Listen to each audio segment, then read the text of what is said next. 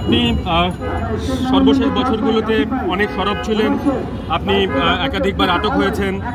আসলে দিন শেষে এখনকার এই যে আজকের দিনে এসে পরিস্থিতি কেমন মনে হচ্ছে এবং আপনার এই পরিস্থিতিতে এসে কি বক্তব্য রাখবেন? এই যে আজকে পাল্টাপাল্টি সমাবেশ হওয়ার কথা ছিল, সেখানে সকাল থেকেই আওয়ামী লীগের লোকজন আসার চেষ্টা করছিল, আসতে দেওয়া হচ্ছে না, সব মিলিয়ে আপনার কাছে কেমন মনে হচ্ছে পরিস্থিতি? আসলে দেখুন, আমরা বিগত সরকারের সময়ে মাহফিলগুলোতে, ইসলামিক মাহফিল, কোরআনের মাহফিলগুলোতে বিভিন্ন জায়গা থেকে পুলিশ আমাদেরকে সরিয়ে দিত। বিভিন্ন জায়গায় পুলিশ আলেমদের মাইক কেড়ে নিয়েছে, আলেমদেরকে গালাগালি করেছে, এমনকি মাদ্রাসায় মসজিদে আলেমদেরকে নির্যাতনের শিকার হতে হয়েছে।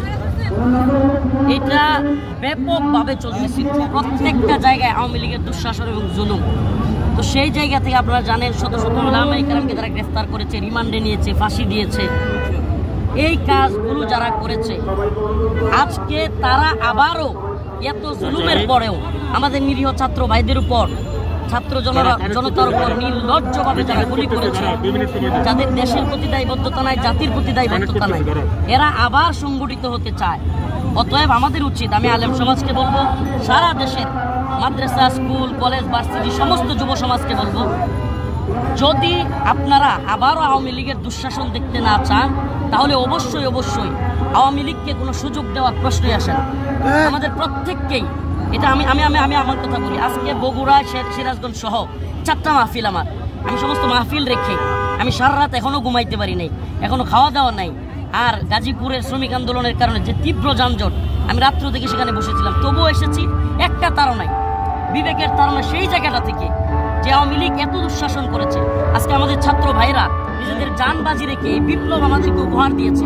আজকে আমরা নির্বিঘ্নে চলতে পারতেছি, নির্বিঘ্নে প্রোগ্রামে যেতে পারতেছি।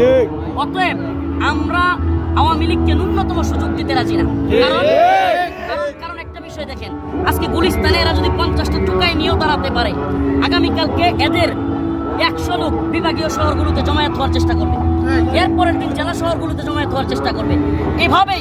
এভাবে একটা নতুন পরিস্থিতি, এবং মিডিয়ার মধ্যেও গাপটি মেরে থাকা আওয়ামী লীগ এবং ভারতীয় দালালরা এটাকে তিলকে তাল বানিয়ে বড় করে দেখানোর চেষ্টা করবে।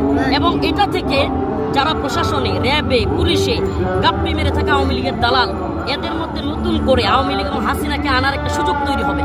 এবং আমরা অঙ্কুরেই এদের এই চেষ্টা প্রচেষ্টাকে, ষড়যন্ত্রকে নস্যাৎ করে দিতে চাই, এবং এদেরকে আমরা ন্যূনতম সুযোগ দেওয়ার পক্ষে না। এই জন্য আমরা আজকে রাজপথে এসেছি। আমার শত ব্যস্ততার পরেও আমি আলেম ওলামা, ছাত্র জনতা, যুব সমাজ প্রত্যেককে বলবো, আপনারা রাজপথে নেমে আসুন।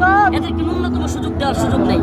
আমাদের দ্বিধাবিভক্তি থাকবে, আমাদের মধ্যে মত পার্থক্য থাকতে পারে, কিন্তু আওয়ামী লীগ ইস্যুতে এবং এদেশের জালেমদের ইস্যুতে আমরা কোনো দলাদলি বিভক্তিতে যেতে চাই না। আমাদের কনসেপ্ট একেবারে ক্লিয়ার থাকবে।